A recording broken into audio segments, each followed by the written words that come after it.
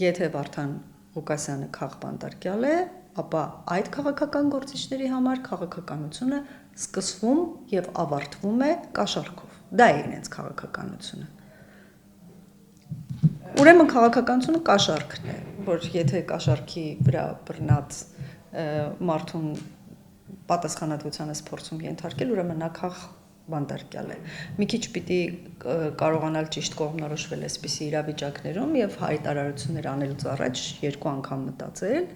Գյումրեցին Վարդան Ղուկասյանին կամ ցանկացած անհատի ընտրել է մի բանի համար, որպեսզի իր համայնքի կյանքը կարողանա լավագույնս կազմակերպել, ոչ թե կաշառք վերցնել, ոչ թե տարբեր գործարքների մեջ մտնել, առավել եւս ոչ թե հայտարարել, որ շամբուրդի են նրանք, ովքեր դեմ են միութենական պետությանը։ Վարդան Ղուկասյանի մեղքերը չեն սահմանափակվում միայն այդ մեկ դրվագով, բավականին շատ են Վարդան Ղուկասյանի մեղքերը եւ կարծում եմ, որ հետաքննությունը բավականին հետաքրքիր տեղեկություններ մեզ ընթացքում կհաղորդի։